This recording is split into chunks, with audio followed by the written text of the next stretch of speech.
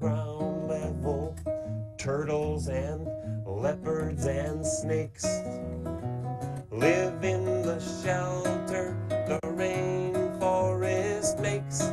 The ground is so soft and the air is so clear, with 300 inches of rain every year. Oh, let the rain feed the thirsty ground. Sing me the song of life you sing, such a beautiful sound.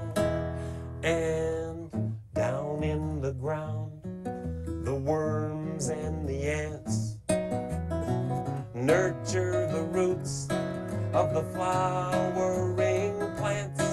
And under the canopy, life is a breeze. Orangutans swing from the limbs of the trees. Oh, let the rain feed the thirsty ground. Sing me the song of life you sing, such a beautiful sound. Oh, let the rain come down, feed the thirsty rain come down.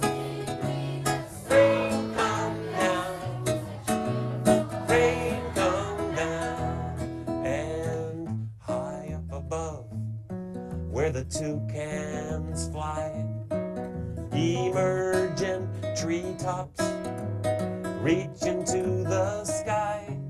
There's more kinds of plants than anyone knows. Look out, there's a sloth hanging by her 3 toes. Oh, let the rain feed the thirsty ground. Sing me the song of life you sing, such a beautiful sound. And there's the understory, and there's the ground level, the ground level, the ground level, the canopy, emergent, emergent,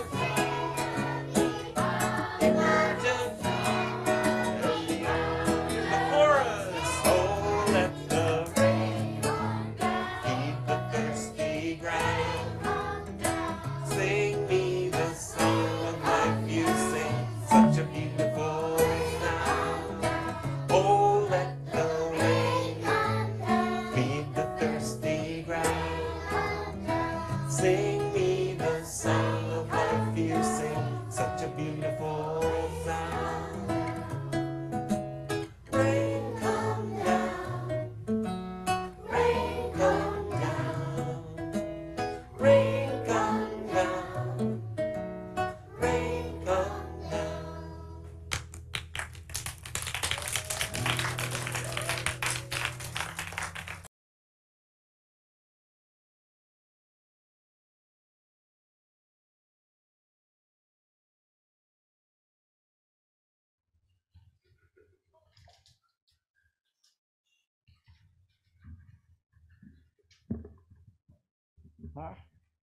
Good morning, everyone. My name is Pam Wycliffe, and I'm a member of the Board of Trustees of this congregation. Welcome to everyone here today. Our mission statement is, the Unitarian Universalist Fellowship of Elkhart is a welcoming community, encouraging religious freedom, nourishing individual, spiritual, and ethical growth, celebrating diversity, and promoting a just and sustainable world.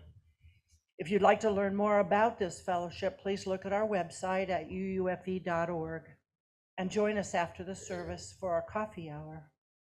And that's through the hallway, the art gallery.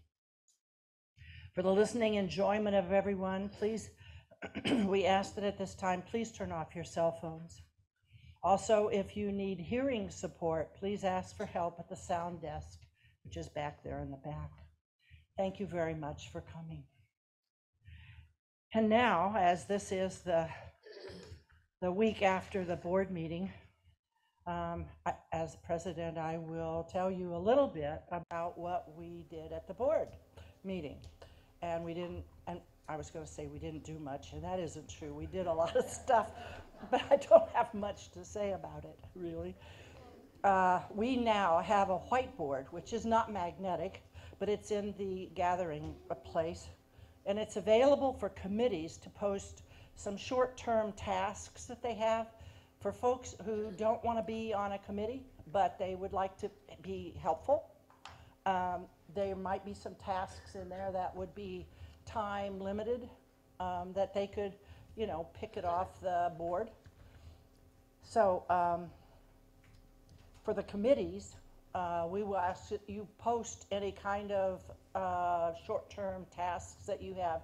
Tell us how long it might take to do them, like stuffing envelopes or picking up sticks in the yard, or things like that.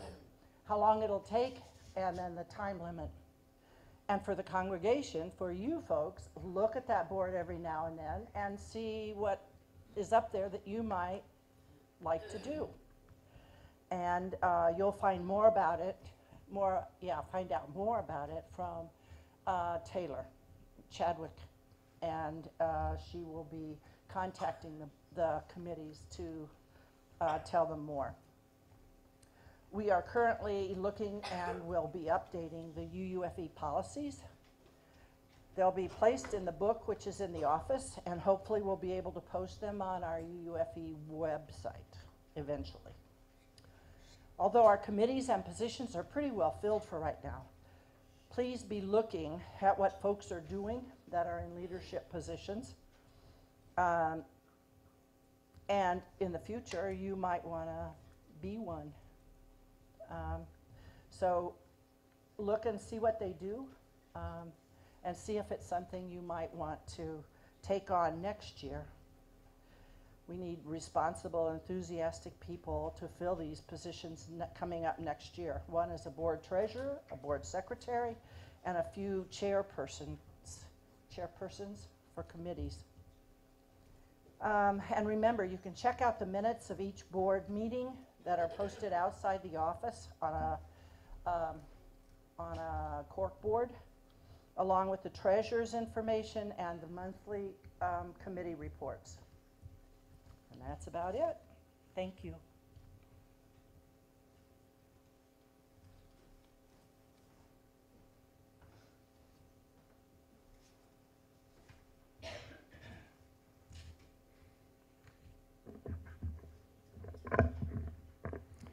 Good morning, everybody. I've got some announcements and some things.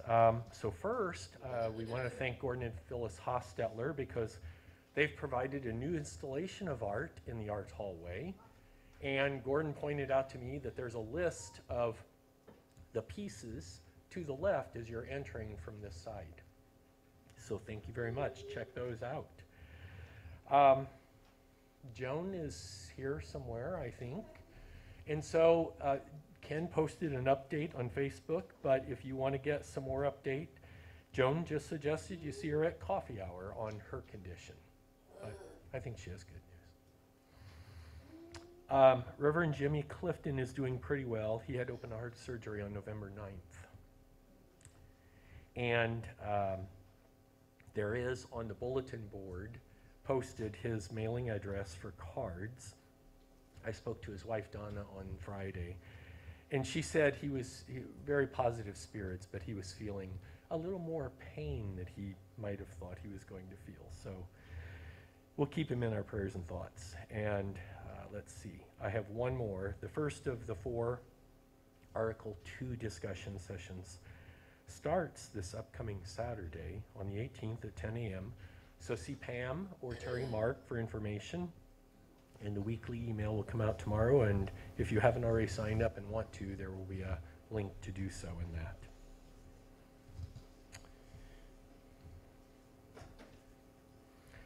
I've got a musing that I'm going to give. You know, sometimes we haven't always timed our services so well to recognize certain holidays, but I want to take a moment with this musing to talk.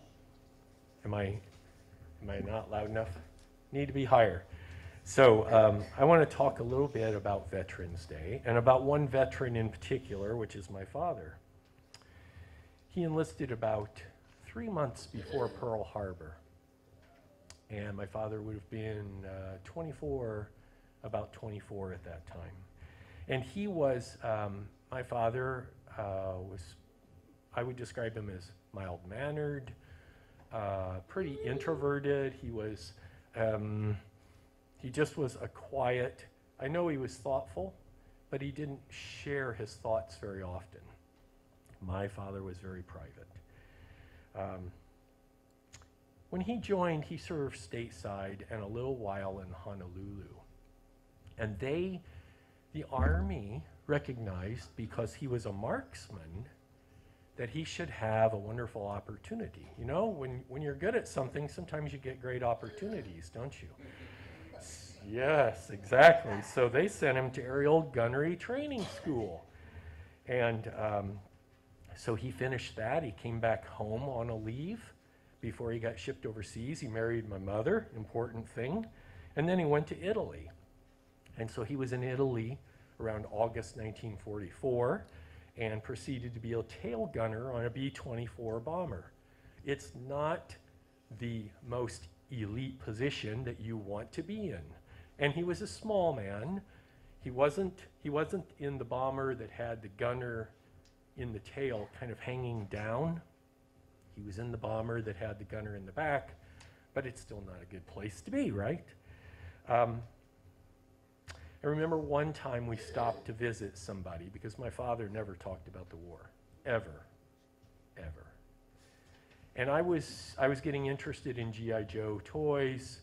I think maybe we had just seen PT 109 about John F. Kennedy and his exploits and the sinking of his patrol torpedo boat during World War II. And I thought a lot of John F. Kennedy. So there was a lot of curiosity, but my father would ward off questions. We did stop this one time and we saw one of his, down in Wabash, coming back from family, and we saw somebody that he served with. And as a young boy, I don't remember how old exactly I was, but I was curious. I wanted to hear everything that was being said. And looking back on that, of course, I recognize that a huge amount of things were communicated and shared without being spoken aloud. And that was it. That was the only time I ever saw him talk about the war. So I think about what it must have been like. He was fortunate that it was towards the end of the war when the advantages were in our favor, and it was slightly more safer to be a gunner on a bomber. So I'm thankful for his service, and I want to share I'm thankful for all veterans, past and present, for their service to our country.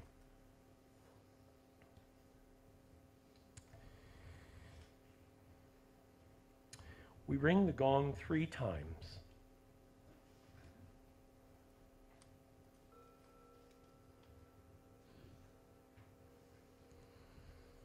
Once for those who came before us and made a place for us.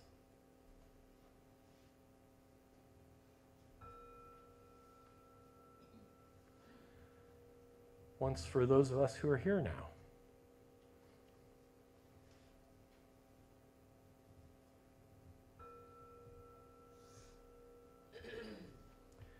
And once for those who will come after us, and they will build on the dream.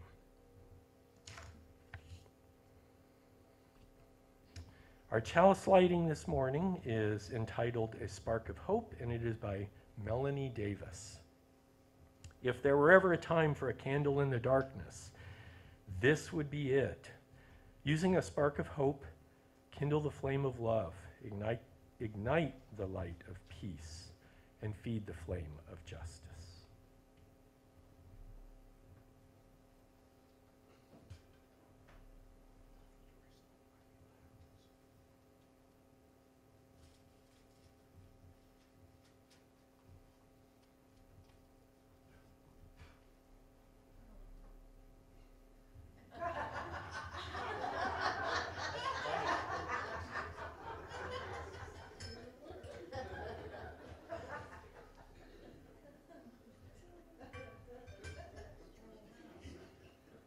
didn't plan on that this morning. My wife has a lingering cold. This is out of a little concern for everybody else. I don't want to spread anything. So if you would now, let's recite our unison covenant, which is printed on the order of service. Love is the spirit of this church, and service is its law, to dwell together in peace, to seek the truth in love, and to help one another. This is our covenant. Our offering this morning will be shared with the Boys and Girls Club of Goshen.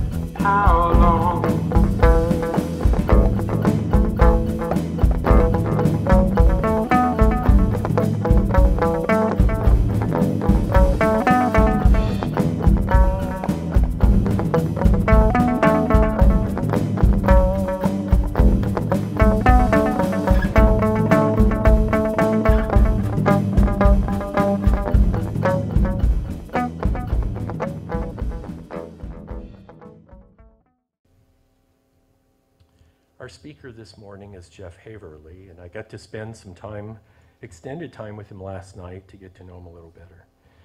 Jeff is a former sailor on a merchant marine vessel. Jeff has been an engineer, a reliability engineer. He's worked in nuclear power plants. He's worked at Eli Lilly. Jeff is married and is a UU at the Danville Unitarian Universalist Fellowship, which is down west of Indianapolis.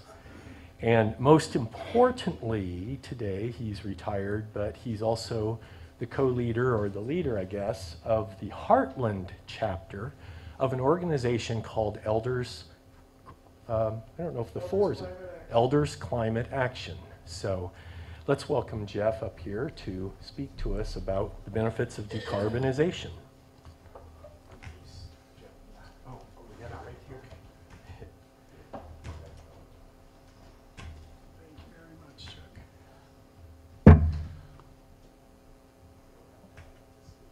Okay,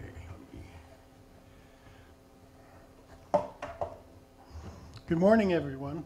It's a pleasure to be here, and so nice to be invited. Who invited me? Thank you very much. We met at the EnviroFest. I've gone to a few festivals where we try to get the word out on climate change, and this is the result of that. Thank you very much. Get things going. You're going to bring it up on the screen there. And I'm going to try to read it here. Let me Make sure this is close enough to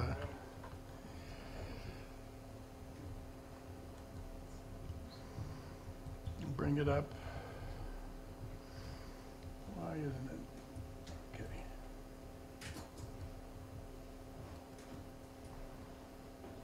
There we go.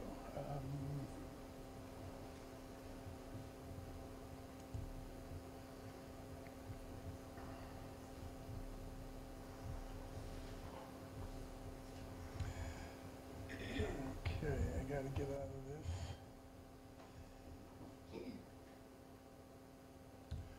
Okay, we skipped a few, I guess. The slides have been, I've modified them a bit, but the advantage of joining, I've joined 3 or 4 different organizations to try to just get to know more people, and people join the organizations, and some of them don't always participate. I'm sure you don't have that problem at the church here or anything like that, but that's a common problem. So, but the Climate Reality Project is, it was started by Al Gore. You might have heard of it, and he did that movie. I forget the name of it. And thank you, Inconvenient Truth. And that started his outreach, and now they have chapters all over the country, and they've got one in Indiana, and it's down central Indiana. I started it actually, but now I'm backing out so I can do some of my own things, and now I'm authoring an article, monthly article on climate in our local paper called The Republican. And so I'm sure we're all fighting the good fight, right? But I enjoy doing this, and we'll go from here.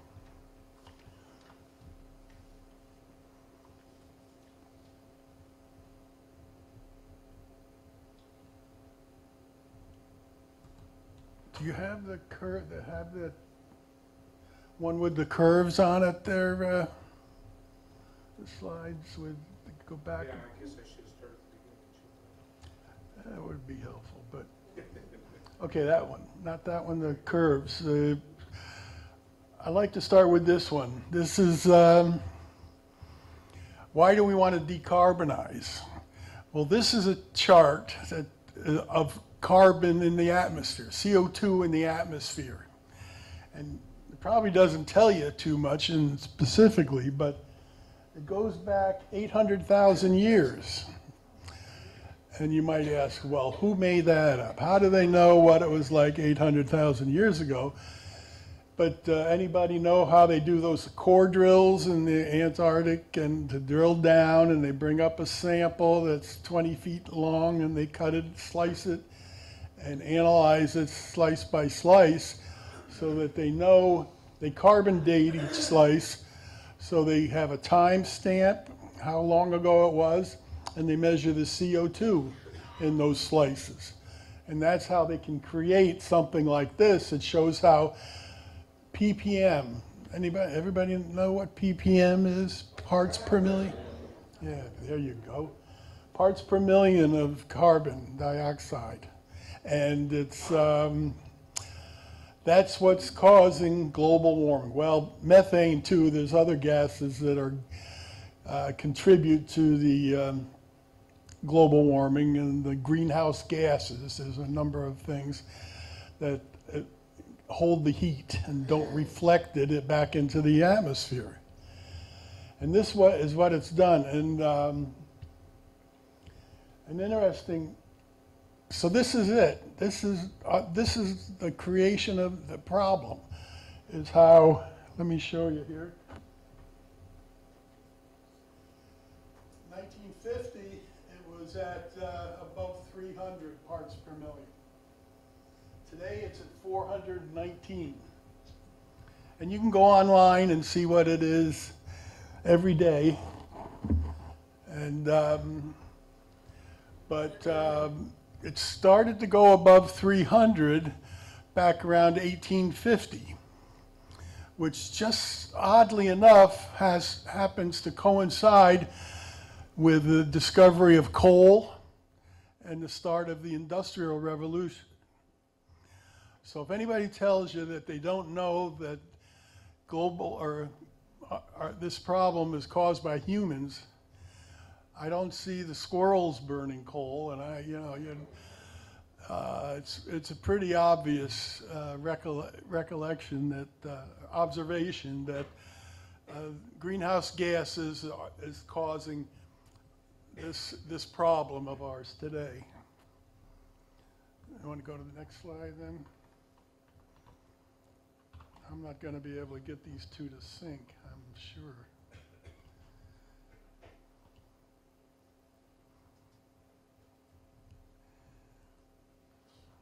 Actually, I should probably just follow the ones you're looking at. I've given this so many times. Let me just do that. This one shows that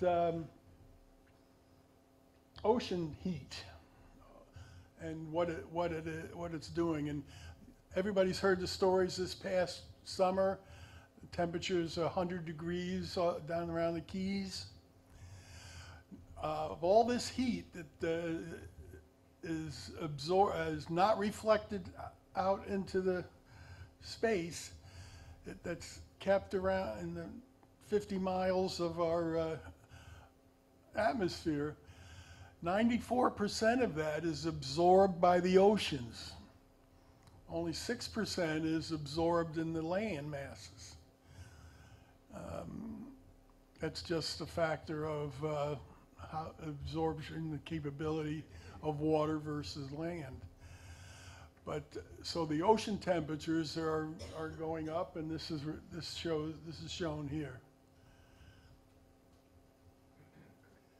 And this one just shows, this slide shows the temperature, how it's gone up over time. From the lower blue graph is 82 to 2011, and then jumped up to 2022, and then 2023, and we'll see what it is now in the next summer, coming summer. This one, it's hard to see. I wanted to show, have you ever experienced a downpour of rain like you've never seen before? Yes. Yeah. Yes. And then you've heard about these ocean rain rivers or precipitation rivers coming across the ocean, Pacific Ocean, and then dumping on California. It's because there's so much heat and so much vapor in the air that it's just, when it rains like it never rained before. And it may not rain for a long time, but you still get a couple inches of rain, and floods are created and all the rest. So it's all related. It's all due to our greenhouse gases in the atmosphere. I was asked, writing articles now for my local paper, I was asked by the editor, they said they heard a speaker talk about how global warming is not due to greenhouse gases, it's due to the change in the axis of the Earth, and he was trying to say that, and he was speaking to a crowd, and if nobody's there to dispute it, then they take that away. And I looked that up, and NASA, and if you ever heard of these IPCC reports, it's an organization that was formed in '85 after we started noticing, and it's an intergovernmental panel, 160 countries. They all get consensus on all of these conclusions, and they've recorded that Yes, there is slight changes in the heat absorption capability due to the change in axis or some small details, but it's insignificant when compared to the effect of the greenhouse gases. Okay. This is how much energy we're talking about here compared to when it wasn't happening, and I have to read it. So we are spewing 162 million tons of man-made global warming into the pollution into this thin shell every 24 hours, as if it were open sewer. And I was telling Chuck, I always remember as a kid going out, we had a burn barrel in the back of the yard, and I was remembering, well, we're burning all this stuff, and I was a kid. But I did think about, well, where's all the smoke going? And all the smokestacks you see that we always thought was an insignificant issue, but it's been adding up. Let's go to the next one. This is a neat analogy, unfortunately. Energy trapped by man-made global warming pollution is now equivalent to exploding 600,000 atomic bombs per day. That's how much energy is being kept in our atmosphere due to global warming. It's a phenomenal amount. Jim Hansen, he was one of the original scientists that was working on it back in 85 time frame. Go ahead. What do we got? So that's the problem. Now, how do we what was the title of the benefits of decarbonizing? That's really simple. I mean, we have to decarbonize to save the planet. So the benefits of decarbonizing are saving the planet and the environment for our children, grandchildren, and future generations. We're not doing it for us. We're doing it because we're not going to see the change. If we all stop, we wouldn't see it in our lifetime. Might see a little on and on, but we're starting going in the right direction. And I think I've been fighting this fight since about 2015, and been fighting, talking, trying to convince people that it was real. And I can't say I thank the Lord, I'm a you, but I thank, old habits die hard.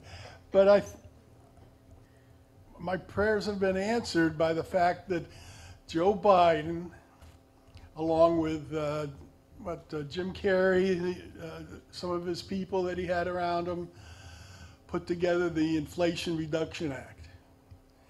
And that was signed August of 22. And I really was overjoyed when that was signed, and we all should be overjoyed. It's getting us down. Well, and it's the biggest, I'm getting ahead of myself. It's the biggest legislation for climate ever, and no other country is doing what we're doing on implementing the Inflation Reduction Act. So why don't we go ahead and talk about that a little bit. Well, this was August 22, and U.S. passed the Inflation Reduction Act. And I have a theory why they call it the Inflation Reduction Act, because it really should be called the Climate Protection Act. But remember that during that time, Joe Manchin was hemming and hawing, and you didn't want to sign it. And he said he was fighting inflation. So I think Joe was smart enough to say, I'll name it anything you want.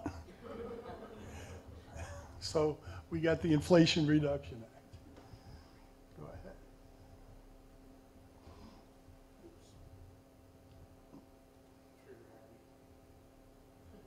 I'm sorry?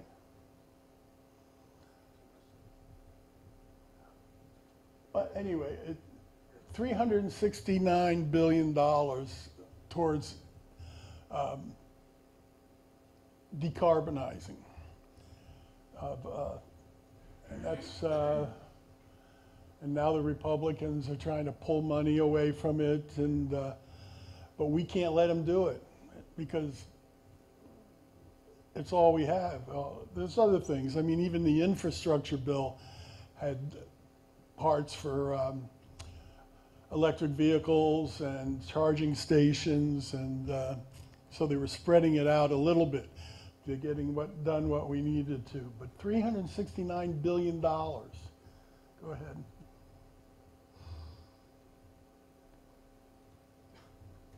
Oh, and many experts, because each one of you could decide to put solar or to put a new high efficiency hot water heater or to put an induction top stove, some things that are getting rid of carbon generating sources of energy, and it won't run out. I mean, if you do it next year and you do it the year after, you'll still get your reimbursement. So there's really no limit on it. There's a time limit probably. I don't know what that is, but that's what they say, that with existing policies, the IRA could cut emissions 40% below 2005 levels and by 2030. And why they say 2005 levels is that that's just a number that was stable, and they know what it is, and they want to get below that. Now, we can't just stop with the Inflation Reduction Act. That won't get us, stop the global warming, because we still have to get that CO2, not only stop putting it in, which all these things stop putting it in, and we have to figure out how to get it out. Because left by itself, I think it's like takes 200 years for it to decay away. So it's a problem that's not going to go away easily. Go ahead there.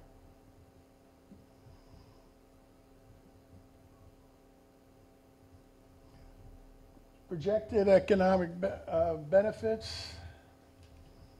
U.S. households, I don't want to lose the mic here. U.S. households could save up to $1,800 per year by 2030 on average. 9 million new jobs created by 2032.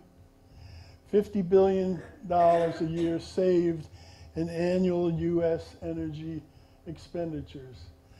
Has anybody done any of these things? Gotten their home more efficient or insulated your home and you saw the money savings? Put new windows in to cut the, yeah, and all those things. If you reduce your energy uses, you're reducing the amount of coal that your power company's burning to generate electricity for all its users. So all of these things add up.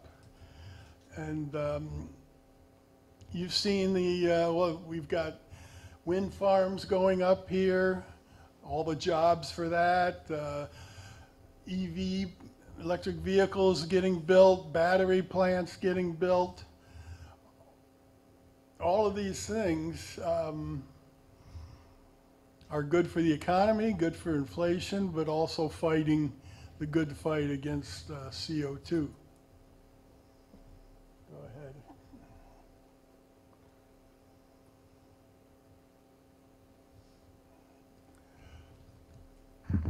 I can come over there so I can see it better. We used to have it on my computer, but we stopped doing that so we could get it onto the internet.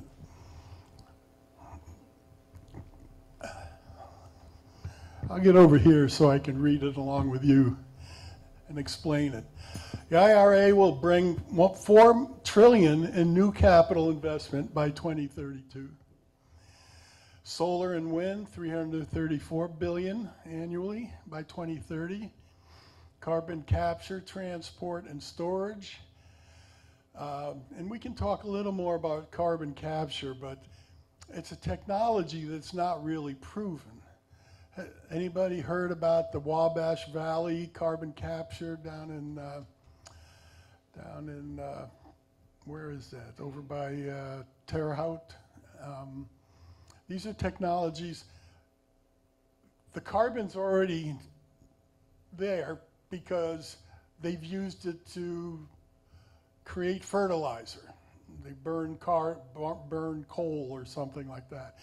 So that's the problem.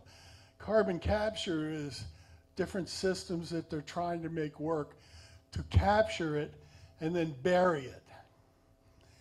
My philosophy and the philosophy of most people fighting the fight said, why generate it in the first place? Use a different energy source rather than burning fossil fuels.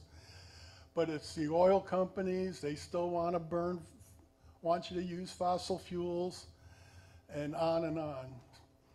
Hydrogen as well, it's a technology that they're just developing, trying to make it so using it to power cars and buses and things like that.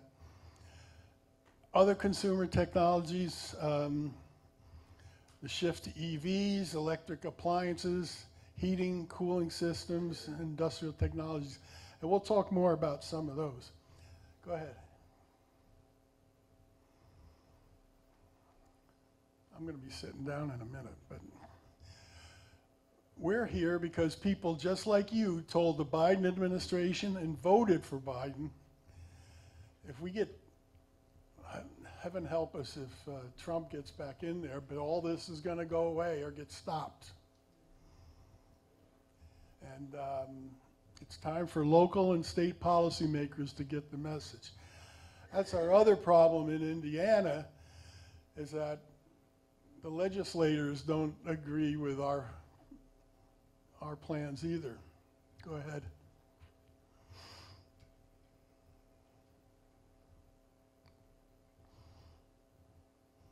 State legislators have a critical role, mandating greater use of clean electricity, encouraging more energy storage, helping create smart grids for renewables, ensuring utilities and state offices fully use IRA funding. There's a big fight on the new transmission lines. We don't have the transmission lines with the capacity to move all this electricity. And they're fighting over who's going to regulate it. Living down next to the State House, I get to pay more attention to all this and go to the State House occasionally. Last year, I asked my state senator, has he come around and he believes in climate change, and he still doesn't. And these are the people that we're paying to make our laws to protect our future.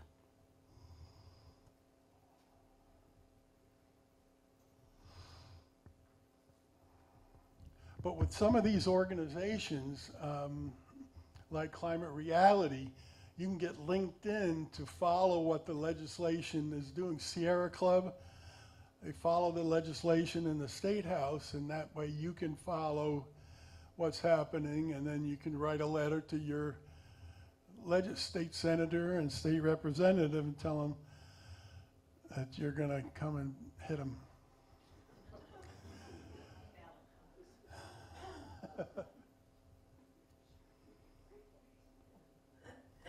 Public utility commissions are catalysts as well, ensuring utilities plan with current, cheap, clean energy costs, supporting fossil fuel communities during transition, helping connect renewables to the grid, and telling the truth about carbon capture.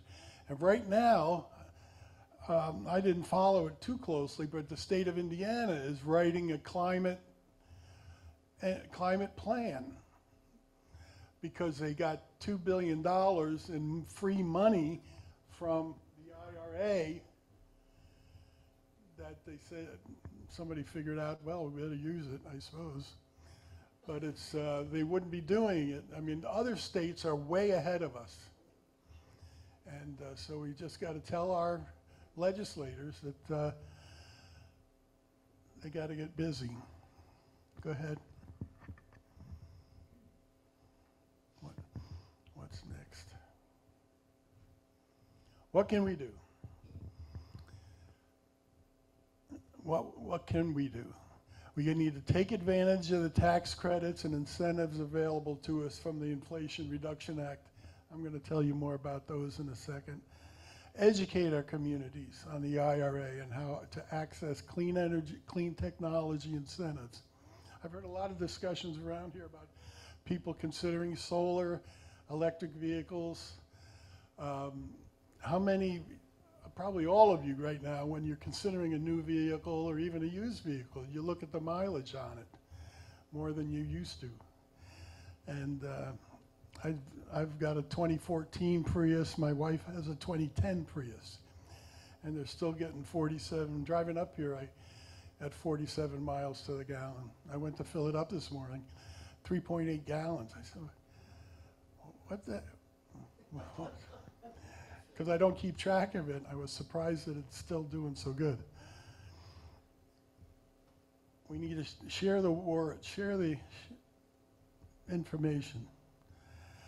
And as I said earlier, there's no cap on the amount of building electrification tax credits available to the public. The $369 billion, I'm hoping it's double that. Because this, as good as it all is, it doesn't solve the problem totally. We have to all get to zero carbon. That's what we need to do. Go ahead. Yeah. I got 3?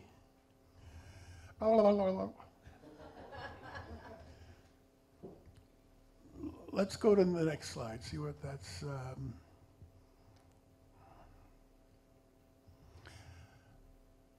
Building emissions, your house. And rather than, I'll use those 3 minutes just summarizing. You're all using fossil fuels. And if you put a list together of where you're using fossil fuels and how you can get to zero use fossil fuel. We have a plan in my house. Well, our hot water heater, it's over 10 years old, so it's not gonna be around forever. So that's on the list, get replaced. And we're gonna replace it with a non-gas fired alternative. If it's not electric, we might look at tankless hot water heater, which is electric, but very efficient. And also there's other sources. Same with your furnace. Look at if your furnace is getting old, don't replace it with a gas furnace. I know it's easy, it's going to be the cheapest thing to do, but I advise you to try to look at,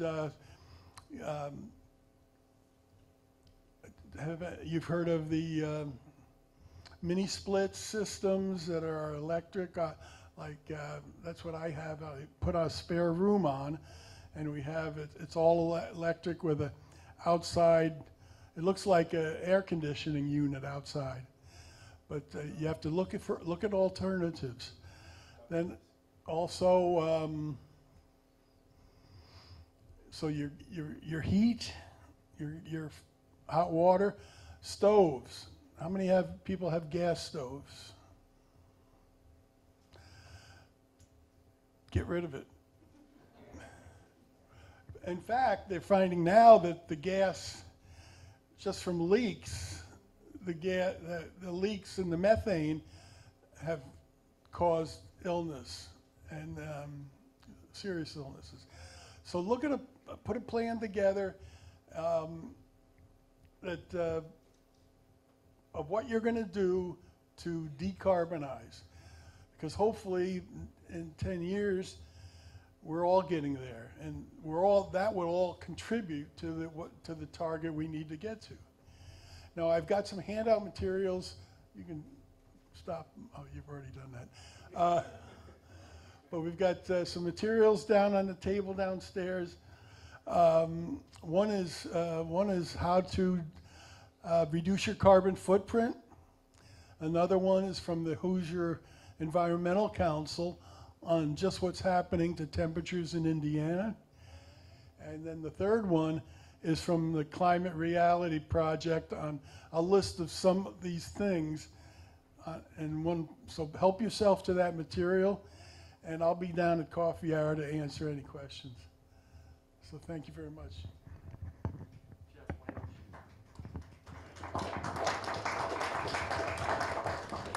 Jeff, why don't you stay up front here for a sec? I want to just see if there's 2 or 3 quick questions that people have before we continue on. Correct me if I'm wrong, but nuclear energy is probably the most efficient, but we never have solved the waste problem yet. Secondly, what about electric batteries? What are we gonna do with them when they die out? Okay, first let me talk about nuclear. I'm pro nuclear power. I worked in it. I've trained nuclear Navy personnel. But you're right, the waste needs to be stored away someplace because there's nothing you can do with it. But it's a good base load, in my view, it's a good base load until we figure all this out. But the trouble is it takes 10 years to build a new plant and the cost. So I don't know where that's going to go. I guess the small modular reactors was just canceled just this past week, the one that they were going to build. Now, your other question was batteries. What do they do with the batteries after? They are recycling them. They can recycle batteries now. And the technologies are coming along.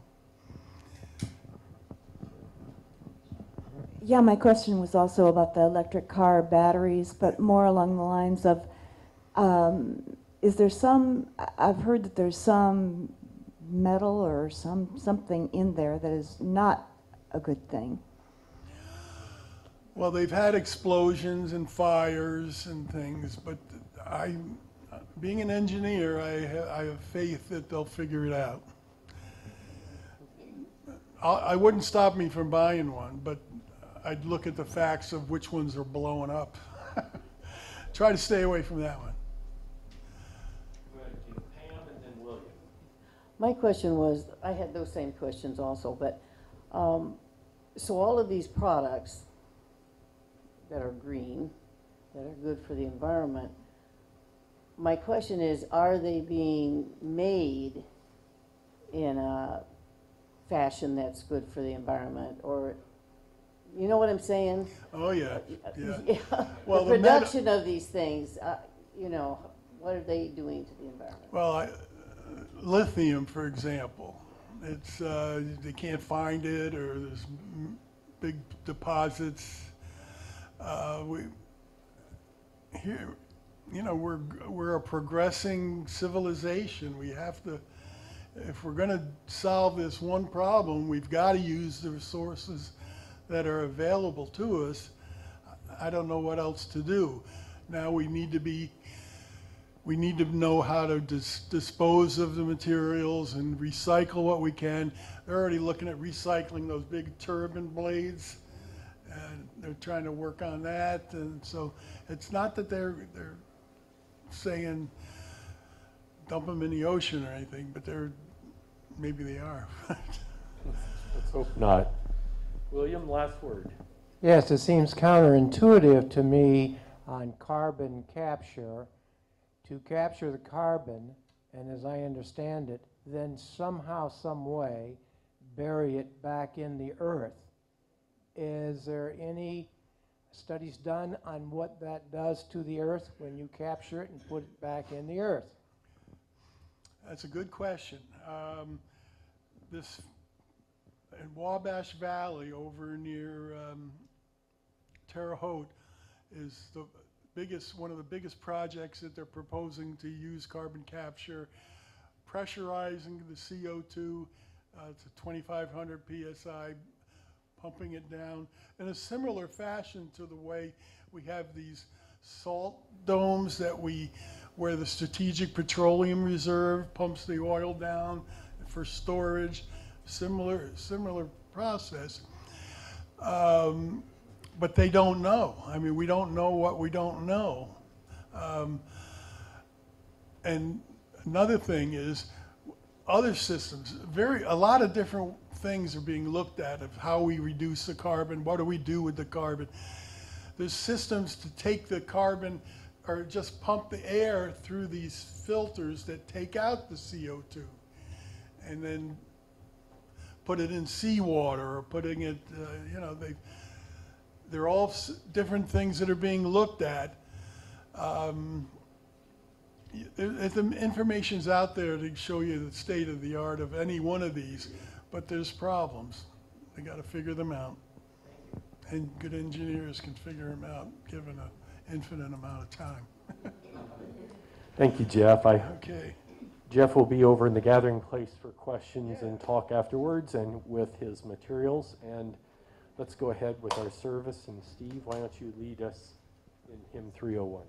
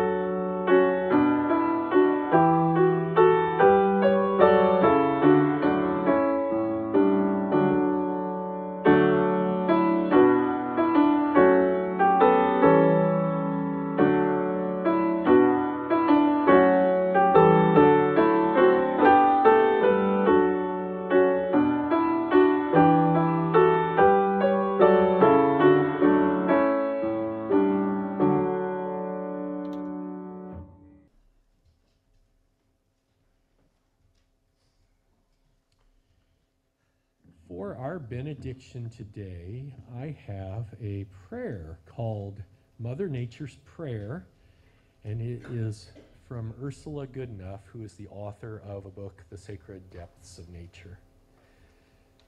Our Mother, who art within us, hallowed be thy name.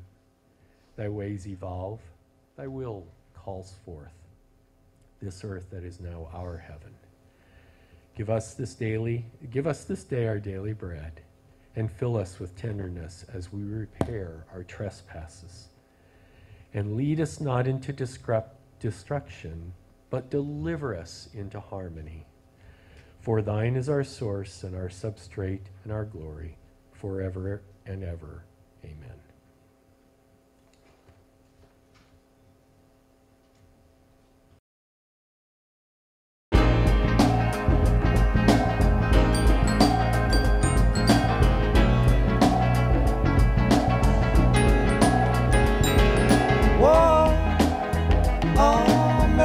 Mercy me. All things ain't what they used to be now. Where did all the blue skies go? Poison is the wind that blows from the north and south and east. Whoa, mercy, mercy me. All things ain't what they used to be now. Oil wasted on the oceans and upon our seas, fish full of mercury. Oh, mercy, mercy me. they used to do. No, radiation underground and in the sky. Animals and birds who live nearby are dying. Oh, mercy, mercy me. All things and what they used to be. What about this overcrowded land? How much more will you from me? Can't you stand?